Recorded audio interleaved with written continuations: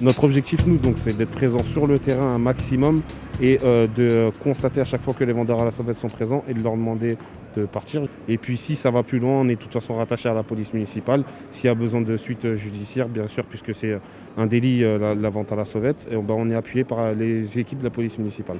Ce qui arrive souvent lorsque les vendeurs sauvettes voient les gardes de l'espace public arriver, ils s'enfuient et ils abandonnent de la marchandise sur place. Donc là, ils le récupèrent et suite à ça, en fait, ils le ramènent au poste. Ils font un rapport qui joignent aux objets trouvés et qui est stocké ensuite dans ce local où sont entreposés tous les objets sauvettes, de la cigarette, de la maroquinerie, tout ce qui est électronique pour les téléphones, etc. Ça crée des nuisances déjà en termes d'hygiène. Il n'y a pas de contrôle d'hygiène, il n'y a pas de qualité, on ne sait pas d'où les produits viennent. Et ça crée une gêne aussi vis-à-vis des commerçants. Le commerçant qui paie ses taxes, qui paie ses charges pour vendre ses articles, pour faire vivre son commerce, ne peut pas car les vendeurs sauvettes les empêchent par leur installation devant leur commerce. Ça peut gêner au niveau de la circulation, de la tranquillité, ça évite les agressions. La vente sauvette est un délit, passible d'une peine d'emprisonnement de 6 mois, 3 750 € d'amende quand même.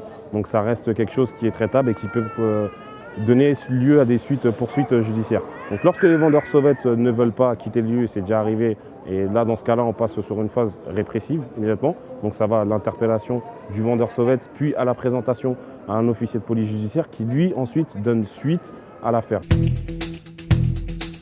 Avant, au vu du nombre, on n'était pas beaucoup, on était déployés sur seulement la gare, la rue de la République. Aujourd'hui, les gardes de l'espace public peuvent se déployer sur la gare, la rue de la République, Porte de Paris, la place du 8 mai, la place du Caquet, la rue Gabriel-Péri, tous ces points-là névralgiques où il y a vraiment beaucoup de vendeurs à la sauvette.